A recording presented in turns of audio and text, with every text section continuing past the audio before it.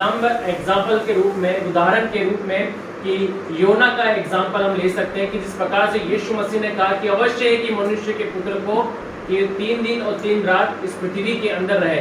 जिस प्रकार से योना उस बड़े मच्छ के पेट के अंदर रहा, एक बड़े जीव के, समुद्री जीव के अंदर रहा योना, और 3 दिन और 3 रात योना उस बड़े समुद्री जीव के पेट में रहता है। और उसी पैटर्न को जो है परमेश्वर पिता ने इस्तेमाल किया, यीशु मसीह ने उसका उदाहरण दिया, और उसी उदाहरण को कंटिन्यू करते हुए आज जो टीचिंग जो मैं आपके सम्मुख रखना चाहता हूँ वो यही है कि आप मेरे साथ निकाल सकते हैं परमेश्वर के वचन से व्यवस्था विवरण, और उसका आप निकालें मेरे साथ 4था अध्याय और उसका 6ठा पद हम निकाल के पढ़ेंगे। व्यवस्था विवरण और ले व्यवस्था 4 अध्याय और उसका 6ठा पद हम पढ़ेंगे। कोई पढ़ने में अगुवाई करे। ले व्यवस्था 4 अध्याय और उसका 6ठा पद। और याजक अपनी उंगली लहू में डुबोकर उसमें से कुछ लेकर पवित्र स्थान के बीच वाले पर्दे के चारों पर्दे के आगे यहोवा के सामने 7 बार छिड़के। अब यहाँ पे दे रखा है कि जो याजक है उसकी एक परमेश्वर ने तरीका उसको दिया कि जो याजक जो है पुराने नियम के अंदर वे अपनी उंगलियों को लहू के अंदर डुबोए, और लहू के अंदर अपनी उंगलियों को डुबो के वे परमेश्वर के सम्मुख उस पर्दे के सामने जो है वे क्या करे, छिड़काव करे, है ना, स्प्रिंकल करे उस ब्लड को, जिस ब्लड के अंदर, जिस लहू के अंदर वे अपने हाथों को डुबोता है, और 7 बार, कितनी बार, 7 बार उसको स्प्रिंकल करे, यानी कि उसका छिड़काव करे, अपने हाथों को, अपनी उंगलियों को उस लहू में डुबोए, और डुबो के 7 बार उस लहू का क्या करें, छिड़काव करें। ये एक पैटर्न था जो पुराने नियम के अंदर परमेश्वर ने अपने लोगों को दिया, मूसा के द्वारा दिया, याजकों को दिया, और वही पैटर्न यीशु मसीह के जीवन में हम पूरा होते हुए देख सकते हैं कि यीशु मसीह क्रूस पे जब चढ़ाए जा रहे थे, उस चढ़ाए जाने के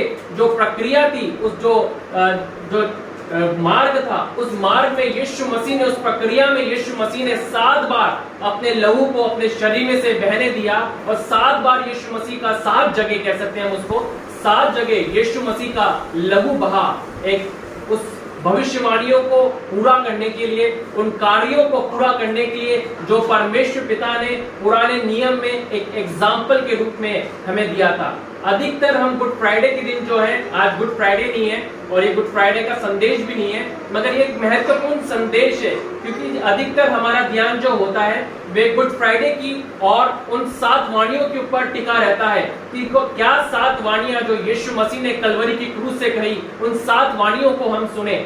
मगर अधिकतर हम इस बात को भूल जाते हैं कि जो कार्य यीशु मसीह ने करे हैं, अपने लहू को यीशु मसीह ने ले व्यवस्था में जो हमने 4वें अध्याय के 6ठे पद में हमने पढ़ा कि जैसे याजक अपने उंगलियों को डुबो के लहू का छिड़काव करता है, वैसे ही यीशु मसीह ने अपने शरीर में से उस लहू का छिड़काव किया, आपके लिए और मेरे लिए किया। मगर कहां किया और उससे क्या प्रभाव हुआ, आज उन विषयों को मैं आपके सम्मुख लेके आना चाहता हूँ।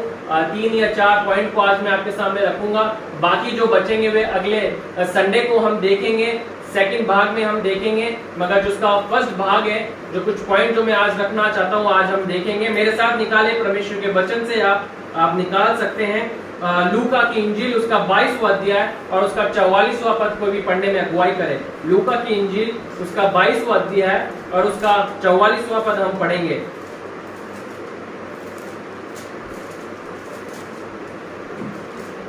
लूका की इंजील 22 अध्याय और 44 वर्ड्स हम पढ़ेंगे। और वह अत्यंत संकट में व्याकुल होकर और भी हृदय वेदना से प्रार्थना करने लगा, और उसका पसीना मानो लोगों की बड़ी बड़ी बूंदों की नाई उंगलियों पर गिर रहा। अब यहाँ पे यीशु मसीह गत्समनी के बाग में है, और गत्समनी के बाग में यीशु मसीह जो है बड़ी वेदना के साथ, जैसे वचन में पढ़ा गया कि बड़ी वेदना के साथ यीशु मसीह जो है, बड़ी पीड़ा के साथ यीशु मसीह जो है प्रार्थना करने जाते हैं, और अपने चेलों से भी वे निवेदन करते हैं प्रार्थना करने के लिए, और 3 बार वे प्रार्थना करते हैं। और हम सब इस बात को जानते हैं और हमने इस बात को पढ़ा भी था, बीते सप्ताहों पहले हमने इस बात को देखा भी था कि यीशु मसीह ने क्या प्रार्थनाएं करी, है ना, कि हे पिता, हो सके तो ये प्याला मुझसे टल जाए, मगर जो पहली बात जो मैं आपके सम्मुख रखना चाहता हूं वो ये कि पहली जगह जहां यीशु मसीह ने आपके और मेरे लिए लहू बहाया वे गत्समनी का बाग था। जहां पहली बार यीशु मसीह का जो लहू बहाया गया, उसके शरीर में से जो निकला लहू, वे गत्समनी का बाग था। अगर आप गूगल पे जाएंगे, विकिपीडिया पे जाएंगे और गत्समनी के बाग के विषय में अगर आप पढ़ेंगे, क्योंकि मैंने इसको पर्सनली जब स्टडी कर रहा था और जब इसको स्टडी कर रहा था, इसके ऊपर जब मैंने सर्च किया तो मैंने गत्समनी के बाग को गूगल पे डाल के सर्च किया और वहां पे एक बात सामने निकल के आई कि जो गत्समनी का जो बाग था, जो वो प्लेस थी, वहां पे जैतून की खेती किया जाती थी। जैतून की खेती वहां पे हुआ करती थी और वो क्या करते थे, उस खेती जब वहां पे हुआ करती थी, उस पहाड़ के ऊपर उसे लेते थे, तोड़ते थे और नीचे उस पहाड़ पे एक जगह हुआ करती थी जहां पे उसे रख दिया करते थे और अपने नंगे पैरों से आके उस जैतून को वे कुचला करते थे। और जब उसे कुचलते थे तो एक नाली बनाई गई थी जो उस पहाड़ से जो है नीचे आती थी। जो पैर से जैतून को जब कुचला जा रहा था, कुचला जाता था, तो जैतून का जो तेल है उनके कुचले के द्वारा जो है निकला करता था और वो तेल जो है बहते हुए, पहाड़ से बहते हुए एक नाली के माध्यम से एक जार में आके इकट्ठा हो जाया करता था। और उस जगह का जो नाम है, अगर आप उसे सर्च करेंगे, जैसे मैं आपको बता रहा हूँ गूगल के ऊपर या विकिपीडिया के ऊपर, वो पहाड़ का जो नाम है जैतून, जो गत्समनी का जो बाग है, अगर उसे आप सर्च करेंगे तो उस गत्समनी के बाग का मतलब आएगा अ प्लेस ऑफ प्रेशर, एक दबाव का स्थान, एक प्रेशर का स्थान जहां पे प्रेशर दिया जा रहा है, एक दबाव दिया जा रहा है। आज यीशु मसीह ने आपके और मेरे लिए कि हम दबाव का जीवन ना जिए, एक प्रेशर का जीवन ना जिए, उसने उस प्रेशर को झेला है। उसने उस प्रेशर से हमें मुक्ति देने के लिए, हमें निजात देने के लिए, हमें छुड़ौती देने के लिए, हमें आजादी देने के लिए उसने अपना लहू को उस प्रेशर के अंदर बहाया है।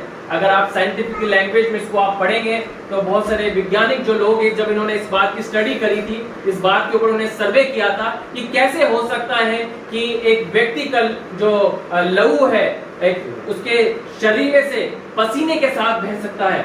वो एक डिप्रेशन की एक अल्टीमेट स्टेज होती है, एक ऐसी स्तरीय स्टेज होती है जहां पे एक व्यक्ति इतना डिप्रेस हो जाता है, इतना परेशान हो जाता है कि वे इतना हताश होके, इतने डिप्रेशन में आके वे क्या करता है, उसका जो डिप्रेशन में आ जाता है कि उसकी जो नर्व होती है जो अंदर की, वो क्या नर्व फटने लगती है और पसीना जब बहता है उसके शरीर से जब बहने लगता है, क्योंकि जब हम चिंतित होते हैं, बहुत सोचने लगते हैं, तो हमारा भी पसीना निकलता है। और इतनी वेदना में यीशु मसीह थे, इतनी तकलीफ में, इतने डिप्रेशन में यीशु मसीह आ गए थे कि उनका पसीना जब बाहर आता, उनकी नर्व जो है उस समय फटने लग गई थी और उस नसों में से, उस नर्व में से यीशु मसीह का लहू निकल रहा था और पसीने के साथ लहू मिलके इस पृथ्वी के ऊपर, उस गत्समनी के बाग के ऊपर गिर रहा था। ये क्या चीज को दर्शाता है? पहली चीज जो आज हम देख रहे हैं कि यीशु मसीह ने अपना लहू जो है गत्समनी के बाग में बहाया, एक दबाव के स्थान पे बहाया, एक प्रेशर के स्थान पे बहाया। आज अगर हम 21वीं शताब्दी में अगर सर्वे को उठा के हम पढ़ेंगे तो भारत उन देशों में से है जहां बहुत अधिक संख्या के अंदर लोग डिप्रेशन में अपने जीवन को जी रहे हैं। जवान लोग अपने जीवन को डिप्रेशन के अंदर जी रहे हैं। एक तनाव जैसी परिस्थितियां हैं। आज से 2000 साल पूर्व यीशु मसीह आए और उन्होंने आपको उस दबाव से, उस प्रेशर से आजाद करने के लिए ऑलरेडी कीमत चुका दी है।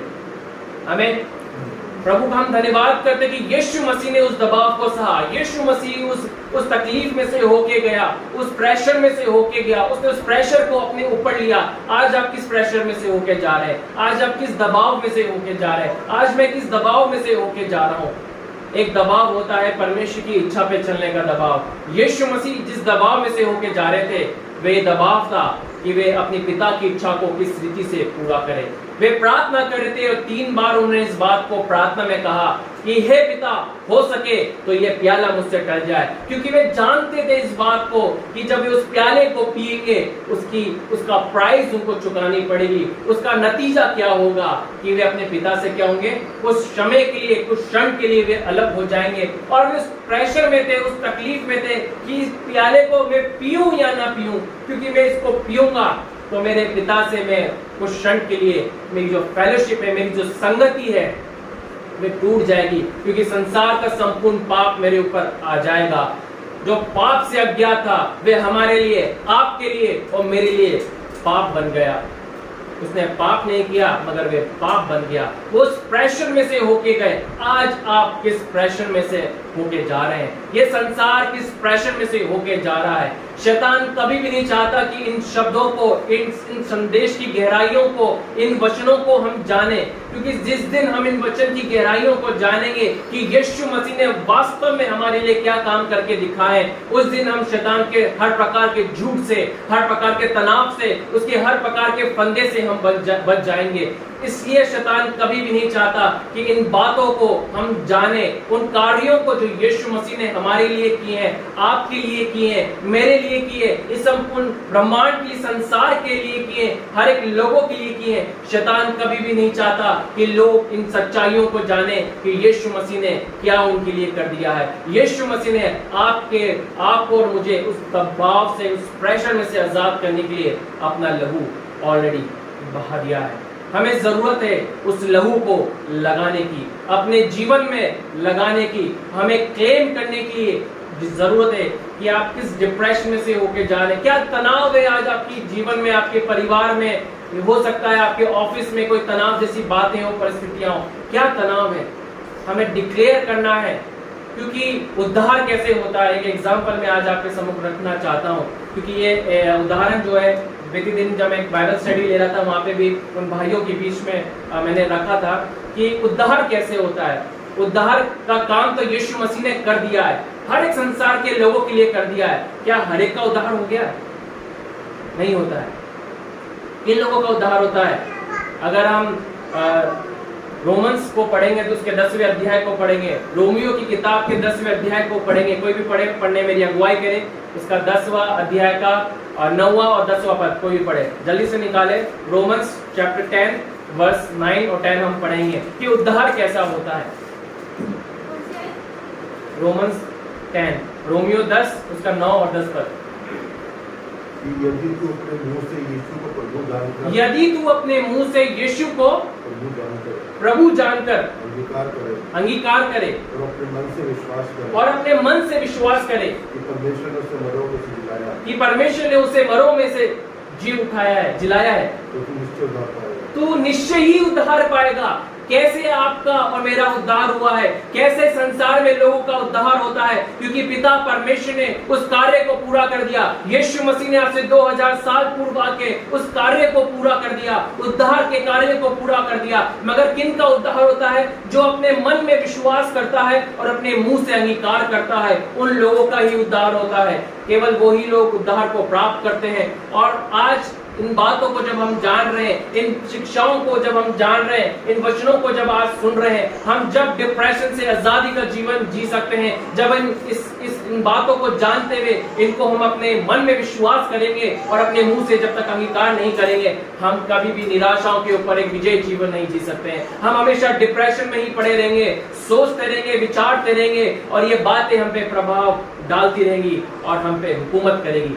मगर कब इनके ऊपर हम हुकूमत करेंगे? जब हम अपने मन में विश्वास करेंगे, मुंह से अंगीकार करेंगे और इस बात को कहेंगे, यीशु मसीह तूने गत्सेमनी के बाग में अपने लहू को बहा दिया। यीशु मसीह तूने हमें डिप्रेशन की जीवन से आजाद करने के लिए अपने लहू को बहा दिया। यीशु मसीह तूने हमें हर चिंताओं से आजाद करने के लिए यीशु मसीह अपने लहू को बहा दिया। यीशु मसीह तेरा लहू व्यर्थ में नहीं निकला। यीशु मसीह का लहू उस गत्सेमनी के बाग में व्यर्थ में नहीं निकला। शैतान कभी भी इन बातों को हमें जानने नहीं देना चाहता है, क्योंकि जिस क्षण हम इस सच्चाई को जान लेंगे, हम विजयी जीवन जीना आरंभ करेंगे। ऐसा हो नहीं सकता कि परिस्थितियां हमेशा हमारे लिए अच्छी बनी रहे। कभी कभी ऐसा होता है कि हमारे विपरीत भी होती है, अनुकूल नहीं होती है, बिल्कुल अपोजिट होती है, मगर उसका प्रभाव हमारे आत्मिक जीवन पे नहीं पड़ना चाहिए। वो कब होगा? जब हम यीशु के उन बलिदानों को समझेंगे, उसके उस लहू की सामर्थ को हम समझेंगे। तो हमने देखा गत्सेमनी के बाग के अंदर यीशु मसीह ने अपना लहू जो है पहली बार बहाया, हमें डिप्रेशन के जीवन से, निराशा के जीवन से आजाद करने के लिए यीशु मसीह ने उस स्थान पर अपने लहू को जो है निकाला है। दूसरी जगह जो यीशु मसीह ने अपने लहू को निकाला है, हम निकालेंगे मत्ती निकालेंगे, गॉस्पेल ऑफ मैथ्यू उसका 27 चैप्टर 27वां अध्याय है और उसका हम पढ़ेंगे 29 पर। और कांटों का मुकुट गूंज कर उसके सिर पर रखा और उसके दाहिने हाथ में सकंडा दिया और उसके आगे घुटने टेककर उस कट्टे में उड़ान लगे। यही योद्धियों का वो नमस्कार। अब यहाँ पे दूसरी जगह जहाँ यीशु मसीह का जो लहू जो है उसके शरीर में से निकला, दूसरी बार जब यीशु मसीह ने उस लहू को छिड़काव किया पृथ्वी के ऊपर आपके लिए और मेरे लिए, वो स्थान था जहाँ यीशु मसीह को उन कांटों के ताज से कांटों का ताज जब पहनाया जा रहा था। और रोमी जो हुकूमत वहाँ पे थी, और वहाँ पे जब रोमी हुकूमत चल रही थी, अगर वहाँ पे अगर नेट पे जाके आप पढ़ेंगे तो उस समय के जो कांटे हुआ करते थे इजराइल के अंदर, क्योंकि जब इसको मैं सर्च कर रहा था तो उस समय में देख रहा था 3 से 4 इंच के लंबे लंबे कांटे उगा करते थे और वो कांटे बड़े तीखे हुआ करते थे और उन कांटों को लेके उन्होंने एक ताज बनाया और ताज को बना के यीशु मसीह के जो है स्कल के ऊपर, यीशु मसीह के सर के ऊपर उन्होंने क्या करा, पहना दिया। अगर आपने पैशन ऑफ क्राइस्ट देखा मूवी देखी होगी तो आपने सीन को देख के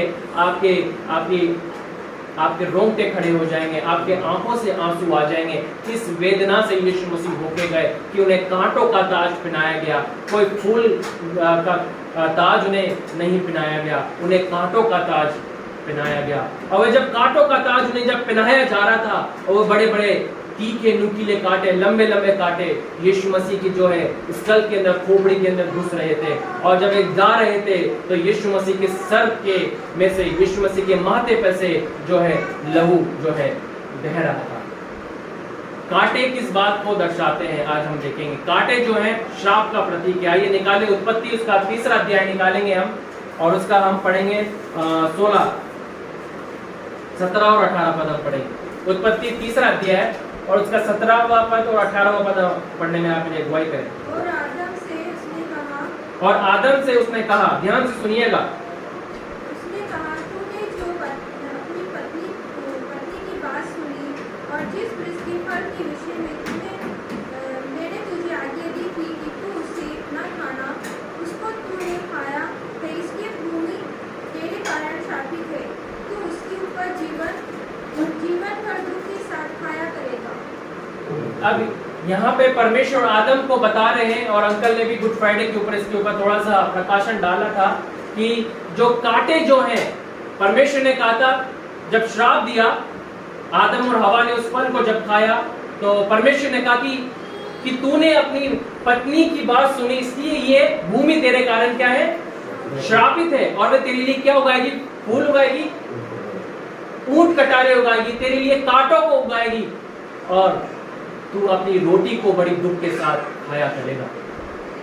ये कांटे जो हैं एक श्राप का प्रतीक है और यीशु मसीह ने उस श्राप को जो है अपने ऊपर पहन लिया और उस श्राप से हमें आजादी देने के लिए जो है उसने अपने लहू को माथे पे से बहाया है। मैंने कहा ना, एक एग्जाम्पल मैंने बाइबल स्टडी में दिया था और मैं यहाँ पे भी देना चाहता हूँ। जैसे मैंने कहा था कि कुछ दिन पहले मैं स्टडी को ले रहा था, ऑनलाइन ले रहा था और मैंने उस भाई को बताया कि आप मान लीजिए कि आपके बैंक अकाउंट में 50 लाख हैं, प्रेज़ लॉर्ड, आमीन। आपके बैंक अकाउंट में 50 लाख हैं और आपको जरूरत है 1000 रुपए की। आपके बैंक अकाउंट में 50 लाख रुपए डाल दिए किसी ने और आपको जरूरत है 1000 रुपए की और आपको पता ही नहीं है कि आपके अकाउंट में इतने पैसे पड़े हैं और आप सोच रहे हैं मेरे पास कुछ भी नहीं है ना, मगर आपके अकाउंट में 50 लाख ऑलरेडी डले हुए हैं। ये बैंक वाले भी जान रहे हैं और जो वहाँ के कर्मचारी सब जानते हैं, जो अकाउंट जो इस होल्डर जो ये इसके अकाउंट में इतना पैसा है, मगर जो अकाउंट होल्डर है उसी को नहीं पता कि मेरे अकाउंट में कितने पैसे हैं, है ना, और वे 1000 रुपए के लिए मारे फिर रहा है। ऐसा आज मसीहों का जीवन हो गया है कि वे भूल बैठे हैं। कई बार हम भूल जाते हैं कि परमेश्वर पिता ने, यीशु मसीह ने आखिर हमारे लिए क्या कर दिया है, संसार में आके क्या कुछ कर दिया उसने, हम भूल बैठे हैं। यीशु मसीह ने शैतान के सर को कुचल दिया है। यीशु मसीह ने शैतान को अनंत काल के लिए हरा दिया है। यीशु मसीह ने उसके ऊपर उसके सर को कुचल दिया है। यीशु मसीह ने श्राप को जो जिस श्राप में हम अपने जीवन को जी रहे थे, उस श्राप को यीशु मसीह ने अपने माथे के ऊपर ले लिया। एक बात मैं रखना चाहता हूं कि आपको पता है हमारे शरीर का मंदिर क्या है? हमारे शरीर का मंदिर क्या है? किसे कहा जाता है? हमारा शरीर का मंदिर, हमारा शरीर का जो मंदिर जो है, अगर शरीर का जो मंदिर अगर आप साइंटिफिक क्रम में देखेंगे तो हमारा फोरहेड है, इसे टेम्पल कहते हैं। किसको कहते हैं? इस कन पट्टी को अगर आप पढ़ेंगे, ऑनलाइन जाएंगे कि हमारी बॉडी का टेम्पल क्या है, हमारे शरीर का टेम्पल क्या है, मंदिर क्या है, वो हमारा क्या है? फोरहेड है। ये है मंदिर। यहाँ की बत्ती गुल तो सब कुछ गुल, है ना? यहाँ की बत्ती गुल तो सब कुछ गुल। यीशु मसीह ने उस मंदिर को आजाद करने के लिए, शैतान से आजाद करने के लिए, शैतान के पौध से हमें छुटकारा देने के लिए यीशु मसीह ने उस मंदिर के ऊपर हमारा शरीर का जो फोरहेड, कनपट्टी जो है, ये हमारा हेड जो है, ये हमारा मंदिर है। और इस मंदिर को आजाद करने के लिए, स्थान को आजाद करने के लिए, श्राप से छुटकारा देने के लिए यीशु मसीह ने उन कांटों के ताज को पहन लिया। आज शैतान की सबसे बड़ी जो लड़ाई जो हमारे साथ है, लोगों के साथ है, वे उनके माइंड से है, वे उनके माइंड से खेलता है। वे कभी भी हमें फिजिकली आके छू नहीं सकता है, मगर वे हमारे को निरंतर हमारे मस्तिष्क के अंदर विचार डालता है, गलत विचार डालता है कि परमेश्वर तुझसे प्रेम नहीं करता है, तुझे कोई नहीं चाहता था, तू कभी कुछ नहीं कर सकता है, तू कभी कुछ नहीं कर सकती है, तू कभी सक्सेस हो ही नहीं सकता है, तू कभी आगे बढ़ ही नहीं सकती है। इन तमाम विचारों को लोग झेलते हुए आते हैं। और सबसे बड़ी लड़ाई जो संसार में शैतान मनुष्य से करता है, जो लड़ता है, वे उनके विचारों से लड़ता है, उनके मस्तिष्क से लड़ता है, उनके मस्तिष्क को करप्ट करने की कोशिश करता है। और आज अगर हम टीवी चैनल्स को उठा के देखें, गलत शिक्षाएं कहां से आ रही है? कहां से आज छोटे छोटे बच्चे अपने माँ बाप का खून करना सीख रहे हैं। बीते दिन नोएडा के अंदर एक खबर आई कि अपने ही बहन को, 8 साल की बहन को और अपनी ही माँ को एक 12 साल के बच्चे ने मार दिया। बड़ी बेरहमी से मार दिया। बड़ी दर्दनाक मौत उन्हें दी। क्यों दी?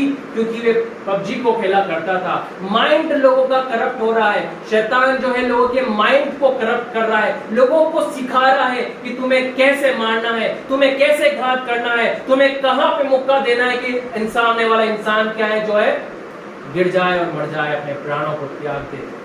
शैतान जो है लोगों के माइंड से निरंतर खेलते ही चले जा रहा है। एक तो मैंने आपको केवल एक ही खबर बताई है। अगर आप सर्वे उठा के देखेंगे इंटरनेट के ऊपर तो ऐसे कई हजार सर्वे आपको दिख जाएंगे कि लोगों का माइंड जो है इन तमाम बातों के द्वारा करप्ट होते चला जा रहा है। आज कैसे एक बाप अपनी बेटी का रेप कर रहा है। जापान के अंदर, मैंने बुक के अंदर लिखा था, जापान में आज से 2 साल पहले की घटना है। जापान के अंदर एक बाप ने अपनी छोटी बेटी के साथ रेप कर दिया। ये बातें कैसे हो रही है? आज से पहले तो सुनाई नहीं देती थी ये बातें, मगर आज ये सडनली ये बातें क्यों उजागर हो रही है, क्यों प्रकट हो रही है? क्योंकि लोग उन फोटोज को देख रहे हैं, उन वीडियोस को देख रहे हैं जो उनके माइंड को करप्ट कर रहे हैं। ऐसे अश्लील चित्रों को देखते हैं मोबाइल के अंदर, लैपटॉप के ऊपर, कि उनके माइंड जो है करप्ट होते चले जा रहे हैं, असंयमी हो रहे हैं। अगर आप दूसरा तिमोथी उसका 3रा अध्याय पढ़ेंगे तो वहां पे भी लिखा है कि लोग जो है असंयमी होते चले जा रहे हैं। क्यों? उनका स्वभाव, उनका नेचर इफेक्ट हो रहा है, क्योंकि ये बातें जो है उनके माइंड को करप्ट कर रही है, उनके मनों को करप्ट कर रही है। आज से कुछ समय पहले की बात है, दौसा के अंदर अलवर के जो से पहले जो पड़ता है, वहां पे एक दादा ने अपनी पोती के साथ रेप करा, जो पोती उसके 17-18 साल की पोती थी। कैसे ये घटना आ रही है?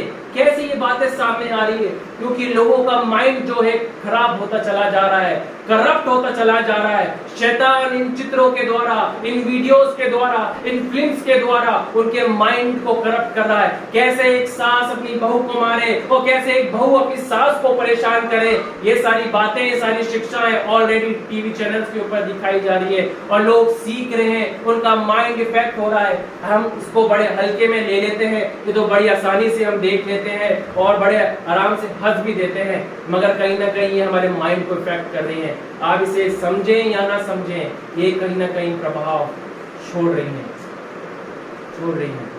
लोगों को करप्ट कर रही है।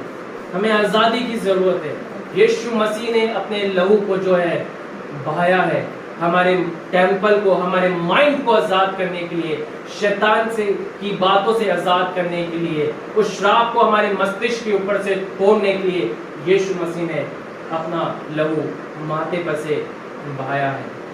हमें ज़रूरत है यीशु मसीह की उन बलिदानों को समझने के लिए। हमें ज़रूरत है कि यीशु की लहू की सामर्थ को हम जाने, और उस लहू जो उसने अपने शरीर में से निकाला, उसका लहू जो बहा, वे क्यों बहा।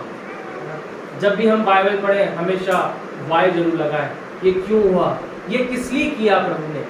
हम कई बार ऐसे ही पढ़ जाते हैं, ऐसे ही पढ़ लेते हैं, मगर इन बातों की ओर कई बार हम ध्यान नहीं देते हैं। तीसरी पॉइंट को बोल के मैं जो है समाप्त करूंगा।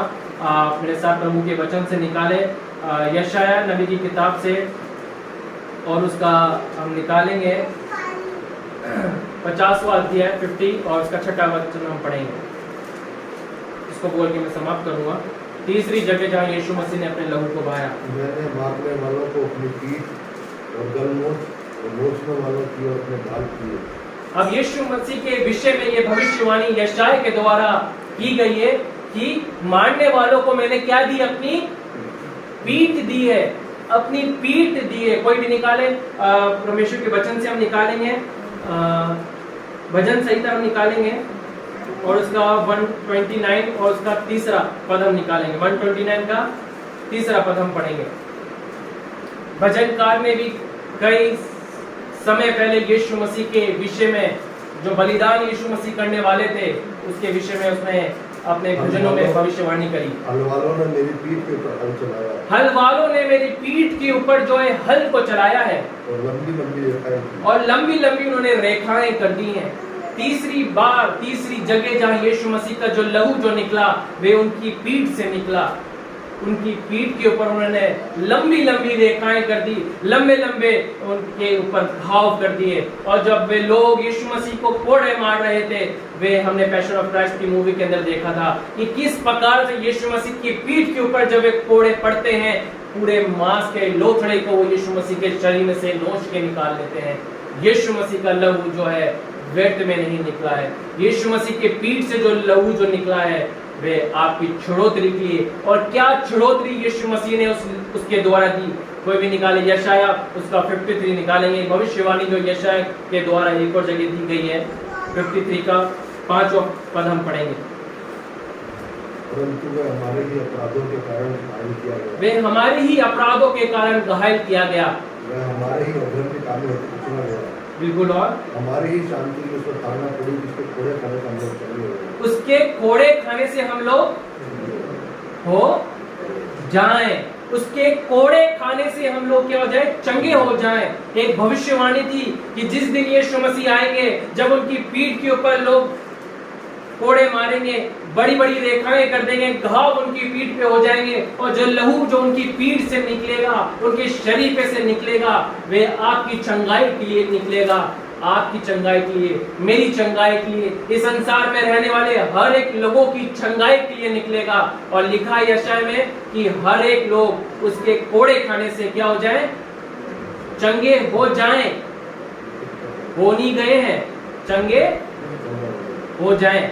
ये लिखा ना, हो जाएं, फ्यूचर टेंस है यहाँ पे, हो जाएं। मगर निकाले पतरस का दूसरा अध्याय, उसका 24वां पद हम पढ़ेंगे। पहला पतरस उसका दूसरा अध्याय और उसका 24वां पद हम पढ़ेंगे। यहाँ पे एक बहुत अद्भुत बात दी गई है।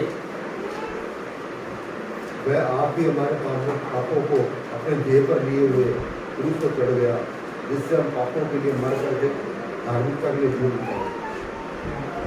और आगे, उसी के मार खाने से तुम चंगे हुए, उसी के मार खाने से तुम लोग क्या हुए, चंगे हो जाओगे या हुए हैं। यीशु मसीह ने जब कोड़ों को खाया, जो भविष्यवाणी यीशु मसीह के संबंधित में दी गई थी कि यीशु मसीह जब संसार में आएंगे और लोग उनके पीठ पे जब कोड़े मारेंगे, लंबी लंबी रेखाएं कर देंगे, बड़े बड़े घाव उनके शरीर में जब पीछे हो जाएंगे, पीठ पे हो जाएंगे, और जो लहू उसमें से निकलेगा, लिखा हुआ है तुम लोग चंगे हो जाओगे। आमीन। हम चंगे होंगे नहीं, हम चंगे हो चुके हैं। ये बात हमें कन्फेस करनी है, ये बात को हमें अपने मुंह से अंगीकार करनी है कि यीशु मसीह तूने हमारी चंगाई के लिए कोड़े ऑलरेडी खा लिए हैं। यीशु मसीह तेरी पीठ के ऊपर जो घाव है यीशु मसीह हुए, जो लंबी लंबी रेखाएं तेरी पीठ के ऊपर कर दी गई यीशु मसीह, और जो लहू तेरी पीठ के ऊपर से निकला, उन कोड़े मारे जाने के द्वारा जो निकला, उन घावों में से निकला, वे हमारी चंगाई के लिए निकला यीशु मसीह। और तूने कहा कि तेरे वचन में तुम चंगे हो गए। आमीन। हम चंगे हो गए हैं। ये सच्चाई है प्रभु के वचन की कि हम चंगे होंगे नहीं, मगर हम चंगे हो गए हैं ना, चंगे हो गए हैं। हमें क्लेम करना है, अपने मुंह से अंगीकार करना है, अपनी चंगाई को क्लेम करना है। एक उदाहरण देके मैं समाप्त करूंगा, और ये बहुत ही महत्वपूर्ण उदाहरण है कि जब परमेश्वर ने आदम को कहा था कि जिस क्षण जिस समय तू इस फल को खाएगा उसी समय तू मर जाएगा, और हम देखते हैं उत्पत्ति 3 अध्याय में कि हवा जो है उस फल को लेती है, खाती है और अपने पति को भी देती है, और वे भी खाता है। और तुरंत वचन में लिखा है कि उनकी आंखें खुल जाती है और वे देखते कि हम नंगे हैं, है ना, और पत्तियों से क्या है अपने वस्त्र बनाते हैं, अपने छुपाने की कोशिश करते हैं अपने शरीर को। और जब वे परमेश्वर के शब्द को आदम सुनता है तो वो क्या होता है, डर जाता है, और डर के वे छिप जाता है। और जब वे छिपता है, जब परमेश्वर उसे आवाज देता है और वे कहता है कि मैं तेरे शब्द को बारी में सुनकर क्या है डर गया था। क्यों डर गया था? क्योंकि मैं नंगा था। परमेश्वर से क्या बोलता है, तुझे किसने बता दिया कि तू नंगा है? क्या जिस फल को मैंने खाने के लिए मना किया था, क्या तूने उस फल को खा लिया है? और हम देखते मृत्यु उसके जीवन में आ जाती है और वह आत्मा में तुरंत मर जाता है, वह शरीर में नहीं मरता है। परमेश्वर ने कहा था जिस समय जिस क्षण तू इस फल को खाएगा उसी समय तू क्या है मर जाएगा। मगर वो फिजिकली नहीं मरता है, वो आत्मिक रीति में मर जाता है, और उसका शरीर जो है धीरे धीरे मरने लग जाता है, डिकेइंग होने लगता है उसका शरीर। और हम यीशु मसीह के जीवन के द्वारा एक बात को देखते हैं कि यीशु मसीह के जीवन के द्वारा एक उद्धार का काम पूरा हुआ। और जब उद्धार के काम को जो यीशु मसीह ने संसार में आके पूरा किया, ध्यान से सुनिएगा, इस बात को समझिएगा। जब यीशु मसीह ने संसार में आके उस उद्धार के काम को पूरा किया, और जब हम उस उद्धार के काम को जो यीशु मसीह ने संसार में किया, जब हम उसे विश्वास के साथ अंगीकार करते हैं, उसको रिसीव करते हैं, तो किसका उद्धार होता है? हमारी आत्मा का उद्धार होता है ना। जो आत्मा मर गई थी वो यीशु मसीह के द्वारा एक बार फिर से परमेश्वर पिता के संग जुड़ गई है, जिलाई गई है। आमीन। अब वो उद्धार का काम हमारी आत्मा से हमारे शरीर में फैलता है, अब हमारे शरीर में फैलता है। ऐसा परमेश्वर का काम होता है। इसे और गहराई से समझने की कोशिश करेंगे आने वाले समय, क्योंकि समय हो चुका है। आगे जब हम नेक्स्ट संडे को देखेंगे और गहराई में इसके और जाएंगे कि परमेश्वर का काम हमारी आत्मा से हमारे शरीर में कैसे आता है। हमें ज़रूरत है यीशु मसीह के बलिदानों को गहराई से समझने के लिए, और कहाँ कहाँ यीशु मसीह ने अपने लहू को बहाया, क्यों बहाया, उससे क्या काम पूरा हुआ कि हम उस आनंद को उठा सके इस पृथ्वी के ऊपर, उस डिप्रेशन के जीवन से आज़ादी को प्राप्त कर सके, हमारे मस्तिष्क को शैतान के उन श्रापों से, उन बंधनों से आज़ादी को प्राप्त कर सके कि हम भी एक भरपूरी का जीवन, एक आनंदित जीवन, एक विजयी जीवन हम जी सकें। आइए हम अपनी आंखों को हम बंद करेंगे और परमेश्वर के सम्मुख हम जाएंगे, हम प्रार्थना करेंगे। आज हमने 3 बातों को देखा। तीसरी बात हमने इस बात को देखा कि यीशु मसीह ने ऑलरेडी हमारी चंगाई के लिए कीमत चुका दी है। जबकि संसार इस कोरोना वायरस से, इन तकलीफों से संघर्ष कर रहा है, इन बातों से को देख रहा है, इन खबरों को सुन रहा है, तो बहुत सारे लोग ग्रसित होते चले जा रहे हैं। प्रभु से प्रार्थना करें, परमेश्वर तूने चंगाई के लिए ऑलरेडी कीमत चुका दी है यीशु मसीह। प्रभु जी बड़ी दीनता और नम्रता के साथ आपके सम्मुख आते हैं। यीशु मसीह के नाम से पिता हम आपके पास आते हैं। हम आपका धन्यवाद करते हैं प्रभु जी कि यीशु मसीह आपने संसार में आप आए यीशु मसीह, और उस काम को यीशु मसीह आपने पूरा किया जो हमारी आज़ादी के लिए, हमारी चढ़ोतरी के लिए आपको करना था इस संसार में आके, इस पृथ्वी के ऊपर। हम धन्यवाद करते हैं प्रभु जी, इस सत्य को, इस प्रकाशन को हमारे को समझने में आप हमारी सहायता और मदद कर रहे हैं प्रभु जी, कि खुदावन उस सच्चाई को जान के हम शैतान के हर एक झूठ से आज़ादी को प्राप्त कर ले, कि हम निराशा का जीवन नहीं जिएंगे, हम डिप्रेशन में अपने लाइफ को नहीं जिएंगे, चाहे परिस्थितियां हमारे अनुकूल हो या ना हो, हमारे पक्ष में हो या ना हो, मगर खुदावन उसका दबाव हमारे ऊपर असर नहीं करने पाएगा, क्योंकि यीशु मसीह तूने गत्सेमनी के बाग में अपने लहू को बहाया कि हम उन तमाम परिस्थितियों में एक विजयी जीवन जी सके। यीशु मसीह तूने उन कांटों के ताज को पहन लिया कि हमारा मस्तिष्क शैतान की पहुंच से आजादी को प्राप्त कर ले, हमारा मस्तिष्क उन तमाम गलत विचारों से, उन बातों से, उन श्रापों से आजादी को प्राप्त कर ले, और हम अपने माइंड को तेरे वचन के द्वारा रिन्यू कर सके। परमेश्वर पिता धन्यवाद करते हैं यीशु मसीह, तूने अपनी पीठ के ऊपर कोड़ों को सहा यीशु मसीह, और उस लहू को बहाया यीशु मसीह कि हम लोग चंगे हो जाएं प्रभु जी। धन्यवाद करते हैं कि हम चंगे हो गए हैं प्रभु जी, तेरे संतान, तेरे लोग चंगे हो गए हैं प्रभु जी। आज लोगों को चंगाइयों की जरूरत है प्रभु जी, अपने शरीर के अंदर प्रभु जी वे तरस रहे हैं, वो तकलीफ में पड़े हुए हैं प्रभु। बहुत सारे लोग आईसीयू के बेड में पड़े हुए हैं प्रभु जी, अस्पताल भरे हुए हैं प्रभु जी। ओ खुदावन परमेश्वर पिता, हम प्रार्थना करते हैं सब आत्मा में एक होके, यीशु मसीह तेरी कीमत को जो तूने आज से 2000 साल पूर्व आके यीशु मसीह उस कीमत को तूने चुका दिया यीशु मसीह, कि तेरे लोग चंगे हो जाएं प्रभु जी। आज बहुत सारे लोग हैं खुदा, बहुत सारे सेवक हैं, बहुत सारे दास और दासियां हैं प्रभु जी, जो लोग तकलीफ में है प्रभु जी, परेशानियों में है प्रभु जी, सांस लेने में उनको तकलीफ हो रही है परमेश्वर पिता, चलने में उनको तकलीफ हो रही है। बहुत सारे लोग कमजोरी से ग्रसित हैं प्रभु जी, हम तेरी सामर्थ को उन तक भेजते हैं प्रभु जी, तेरी चंगाई को भेजते हैं प्रभु जी, तेरे उस लहू को जो तेरी पीठ से निकला यीशु उनके जीवन के ऊपर लगाते हैं प्रभु जी। ओ शरीर अपना प्राण पे लगाते हैं यीशु मसीह, कि लोग खुदावन स्वस्थ हो जाएं प्रभु जी, अपने शरीर में उस चंगाई को रिसीव कर ले प्रभु जी। हम धन्यवाद करते हैं प्रभु जी कि खुदावन तूने अपने काम को पूरा कर दिया प्रभु जी, और तूने अपने काम को पूरा करके इस संदेश को हम तक पहुंचाया प्रभु। धन्यवाद करते हैं प्रभु जी। आगे की और जब हम इसमें और जाते हैं, हमारी कुछ सहायता और मदद करना है, इस संगति की, इस समय के लिए तेरा धन्यवाद करते हैं प्रभु जी। तो दया करना प्रभु, और सामर्थ के साथ और गहराई के साथ इस संदेश की गहराई में हम जा सके प्रभु, इसे समझ सके प्रभु जी, कि तूने आखिर हमारे लिए क्या क्या कर दिया है प्रभु जी, कि उसका आनंद इस पृथ्वी के संसार में हम रहते हुए, जीवित रहते हुए उठा सकें और दूसरों तक पहुंचा सकें। धन्यवाद के साथ इस प्रार्थना को यीशु मसीह के नाम से हम मांगते हैं, आमीन। आप सबको जय मसीह।